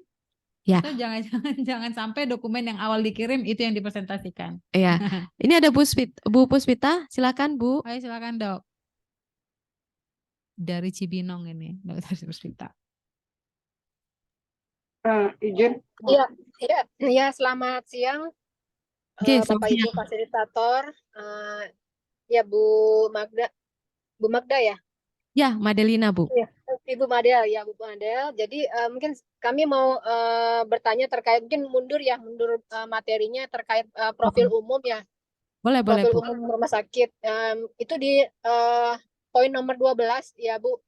Ya. Di situ kan ada kapasitas pelayanan dan operasi rumah sakit. Ada bagian A, penyakit dalam, bedah, ICU, kamar operasi. Itu misalnya di bagian penyakit dalam kan ada disebutkan dokter umum, spesialis anak, jantung, paru. Itu maksudnya gimana Bu ya? Di Departemen Penyakit Dalam ada dokter spesialis ini atau bagaimana? Belum paham. Ya baik, terima kasih Ibu. Jadi karena ini jujur ya, pertama kali juga kita cobakan untuk Bapak Ibu mengisi, kemudian kita bahasa Indonesia kan gitu ya. Ini juga ada koreksi dari saya dengan Dr. Alif juga kemarin gitu ya.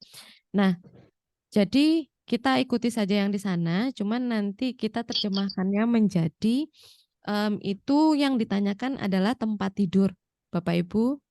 Nah, jadi nanti untuk karena kita mengadopsi yang global ya. Jadi yang kosong Bapak Ibu, ruangan yang kosong yang tidak ada tempat tidurnya, misalnya tadi anak tadi itu artinya dia untuk bed anak ya. Begitu. Dia untuk bed anak, nanti diisi saja untuk yang anaknya itu berapa. Untuk bednya, itu untuk yang kolom pertama. Nanti kolom yang kedua itu masih tentang bed maksimum yang bisa di-search-kan, yang bisa disiapkan. Nah, nanti dia akan tanya berapa jumlah kalau kita memaksimumkan bed tadi. Jadi misalnya untuk penanganan emergensi anak itu tadi, komplitnya itu dia harus lengkap dengan misalnya untuk penanganan itu dokter, harus ada perawat misalnya seperti itu ya. Itu maksimumnya. Nanti kita punyanya berapa? Kita punyanya berapa untuk yang anak tadi penanganannya, jumlahnya berapa, nakes kita, nanti tinggal gapnya itu berapa yang kurangnya, ya seperti itu. Jadi ini masukan juga untuk kita PR, artinya untuk tim pengembang Hospital Safety Index ini untuk menyesuaikan nanti tabel ini. Kira-kira seperti itu Ibu. Ternyata ketika di Indonesia kan jadi persepsinya jadi membingungkan. Nah itu jadi PR kami juga nanti bersama dengan tim ya untuk memperbaiki hospital safety yang untuk yang Indonesia ini. Ya, terima kasih Bu Puspita. Yang untuk Sumedang mengisinya seperti itu Bu. Untuk sementara coba diisi seperti itu dulu. Ya, nah ini kan hanya untuk membantu, tapi nanti pada saat di bab Bapak Ibu kan bentuknya tidak seperti itu ya. Ini hanya untuk memenuhi HSI Bapak Ibu saja, untuk penilaian mengisi HSI Bapak Ibu dan mempersiapkan untuk yang set capacity. Demikian Dokter Puspita. Iya, baik Bu, karena kemarin juga sempat koordinasi dengan bidang perawatan yang mungkin mereka lebih banyak tahu tentang kuota untuk bed pasien ini. Kami agak bingung di situ. Jadi mungkin di poin penyakit dalam itu mungkin kita bisa gabung dengan penyakit lain ya, misalnya paru gitu ya, kalau waktu situasi wabah pandemi ini ya Bu ya. Mungkin di penyakit dalam yang ini ya. Ada beberapa yang bisa digabung memang. Makanya kami jadi berpikir ini memang harus disesuaikan lagi nih dengan konteks nasional. Iya. Sama global. Ini Ibu terkait kapasitas maksimal itu apakah ada nilai persentase minimal untuk yang bisa digunakan gitu, yang sebaiknya kita pakai gitu Bu? Ada? Tidak ada, Ibu. Jadi itu hanya sampai batas kemampuan rumah sakit yang paling maksimal saja. Dan itu Ya, ya. nanti berbeda artinya dengan masing-masing rumah sakit. Jadi tidak ada standarnya, Ibu. Iya, ya. Baik. Ya, demikian Bu Madel, terima kasih informasinya. Ya. Nanti yang ada standar itu kalau misalnya kayak kejadian COVID itu nanti di level daerah. Jadi kalau dia hitung populasi, oh ternyata kalau ditemukan kasus sekian, maka orang yang suspek diprediksi sekian, yang sakit sekian. Nah, yang sakit ini lalu kemudian digunakan oleh daerah itu untuk mempersiapkan treatmentnya gitu ya. Nah, nanti baru di situ keluar, oh ternyata dibutuhkan sekian. Nah, baru itu yang di-sharing ke semua jejaring rumah sakit. Oke, kita butuh ternyata yang harus ditreatment 50, yang harus disiapkan misalnya 50 ini misalnya di harapan kita berapa, di rumah sakit sebelahnya berapa, rumah sakit yang lain berapa gitu. Tapi itu pun daerah yang menentukan tergantung lagi kapasitas dari rumah sakit di daerahnya. Nah, itu di luar dari rumah sakit. Nah, ini kami sering menyampaikan memang di beberapa kesempatan karena menarik rumah sakit kadang apalagi misalnya dia provinsi gitu ya, kemudian dia rujukan misalnya gitu ya. Jadi seolah-olah itu jadi tanggung jawab kami gitu ya, harus menyiapkan keseluruhan. Nah, lupa untuk sharing gitu kan. Nah, kalau ternyata misalnya suatu saat kebijakannya itu memang satu rumah sakit dikhususkan untuk penanganan itu beda cerita. Tapi kalau yang di sini dan untuk dalam situasi kebencanaan kita memperhitungkan dulu kapasitas kita itu hanya segini mampu maksimumnya. Ya nggak ada yang salah dan nggak ada yang benar. Itulah tahu kita kapasitas maksimum kita seperti ini. Maka kita nanti punya strategi apa jika kita menemukan kasus yang lebih dari kapasitas kita. Nah, seperti itu. Oke. Pak Ibu. Ini Ya, ada Mohon pertanyaan izin, lagi. Bu Madel. Oh ya, silakan Dokter Bella seperti suaranya ya. Ya. Ya, saya hanya menambahkan sedikit, jadi terkait dengan profil yang di modul 1 ya. Memang di situ kan ditulis penyakit dalam. Jadi sebenarnya itu adalah penyakit yang non bedah dan kemudian yang satunya adalah penyakit yang penyakit bedah. Nanti di bawahnya lagi ada lagi penyakit yang memang memerlukan tindakan operasi. Jadi memang apa namanya? Pentranslitannya yang membuat bingung sebenarnya penyakit dalam ya. Sebenarnya bukan penyakit dalam tapi penyakit yang non bedah. Itu yang dimaksud sebenarnya. Tapi di situ kan bahasa Inggrisnya nggak sesuai non bedah. Tapi sebenarnya dalam konteks bahasa Indonesianya itu sebenarnya penyakit-penyakit yang non bedah seperti itu. Nah, kemudian yang untuk kapasitas maksimum apa yang sudah disampaikan Bu Madel, artinya rumah sakit harus paham berapa sih staf yang ada, berapa kapasitas peralatan, berapa kapasitas untuk tindakan, sehingga dari situ kita paham bahwa berapa pasien yang merah yang bisa datang ke tempat kita yang bisa kita tangani. Kalau hijau ya pasti bisa ya, banyak juga bisa pelan-pelan.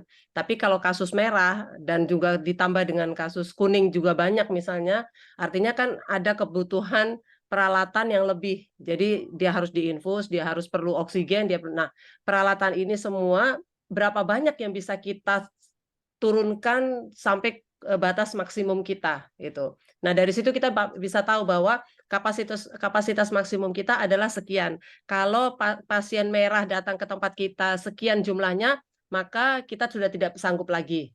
Karena apa? Karena kami punya peralatan sekian, kami punya staf kami hanya sekian yang bisa kami turunkan. Karena jangan lupa bahwa kita tetap harus memperhitungkan layanan esensial yang terus tetap berjalan.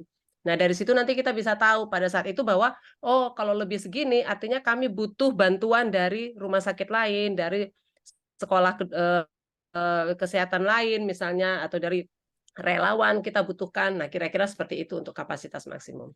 Terima kasih Bu Madel, hanya menyampaikan Terima kasih Dokter Bella. Nah, ini menarik dari buku Sumadewi. Bu, nanti di akhir kegiatan ini SOP sudah harus jadi semua ya. Ini sama saya yang jawab. Harus jadi dong, enggak juga, harapannya harus jadi. Tapi kami ya dikembalikan ke rumah sakit lagi ya. Harusnya sih sudah ya, jadi tidak, ini khusus untuk yang Lampung ya, W Halim, itu kan baru selesai sampai mengidentifikasi SOP. Nah, harapannya sih dari misalnya diidentifikasi 10 ya minimal Bapak Ibu sudah mulai menyusun karena masih ada waktu 2 minggu ke depan. Coba diselesaikan misalnya ya lumayan lah di akhir kegiatan 5 SOP selesai misalnya seperti itu. Jadi tinggal 5 lagi gitu. Jadi di bab yang SOP itu ya Bapak Ibu itu enggak cuman judul-judul SOP-nya tapi sudah ada SOP-nya terkumpul semua di sana. Harapannya idealnya seperti itu untuk dokumen disaster plan ini. Ya. Jadi Oke. Bapak Ibu yang sudah punya SOP langsung dikirimkan. Kita lihat dulu apakah sesuai, sudah sinkron dengan tupoksi yang sudah dibuat. Ya, saran saya begini, Bapak Ibu segera membuat. Bapak Ibu yang rumah sakitnya belum memiliki SOP atau yang sudah ada SOP, segera dikirimkan ke fasilitator supaya kami minimal dalam waktu sampai berakhir kegiatan ini kami dapat memaksimalkan mengoreksi kesesuaian, menemukan ketidaksesuaian antara bab pengorganisasian tupoksi tadi sampai dengan ke SOP, sampai dengan ke peran, sampai dengan ke fasilitas. Ya. Ya. Jadi kalau ada segera, kalau misalnya baru segera saja dibuat sehingga kami dapat memaksimalkan peran kami juga untuk mendampingi. Oke, saya rasa cukup Bapak Ibu semua karena sudah 11.03 dan ini hari Jumat. Jalanan sudah mulai padat dan terima kasih Bapak Ibu sudah dengan besar hati mengizinkan kami untuk memindah ke jadwal hari ini Jumat. Terima kasih sekali Bapak Ibu dan untuk pertemuan selanjutnya kita tetap di jadwal Bapak Ibu 2 minggu lagi ya Ibu Happy ya. 2 minggu lagi kegiatan kita, jadi maksimalkan. Silahkan Bapak Ibu menyelesaikan dokumennya yang masih ada tugas-tugasnya. Nanti di minggu berikutnya, di minggu terakhir, Bapak Ibu masing-masing punya waktu untuk mempresentasikan. Kita punya waktu 3 jam nanti, 3 jam dengan 5 rumah sakit artinya punya jatah itu setengah jam. Ya, punya jatah setengah jam. 10 menit atau 15 menit untuk ya puas lah ya Bapak Ibu pokoknya punya waktu 20 sampai 30 menit itu untuk mempresentasikan dokumennya, tidak usah menyiapkan PowerPoint, langsung dokumennya yang dipaparkan sehingga 5 rumah sakit ini juga bisa saling melihat. Masing-masing rumah sakit yang lain dipresentasikan, silahkan timnya diajak dalam satu ruangan supaya sekaligus mensosialisasikan barangkali yang saat ini yang mengerjakan gitu ya baru tim ini saja. Nah silahkan diajak, dikumpulkan, kita review sama-sama. Nanti di sini saya, Ibu Bella, kemudian Ibu Happy, Pak Gede itu akan memberikan langsung masukannya secara general kepada Bapak Ibu semua di forum itu nanti. Jadi nanti minggu kelima tidak ada materi lagi, tapi Bapak Ibu yang presentasi. Hari Kamis 5 Oktober. Hari Kamis 5 Oktober. Ya, masih ada waktu ya, 2 minggu ya kurang lebih. Ya, sekitar 10 harian lebih. Oke, demikian Bapak Ibu, terima kasih. Silahkan kita lanjutkan diskusinya Bapak Ibu ke grup. Ya, sebenarnya grup itu hanya untuk pengumuman. Ternyata Bapak Ibu juga sukanya japri. Japri tidak apa-apa Bapak Ibu. Kami tetap terkonek satu sama lain. Tetap terkonek para pasil ini, tetap berdiskusi. Silahkan dilanjutkan komunikasinya dengan para pasil melalui Japri ataupun melalui grup WhatsApp kita bebas Bapak Ibu.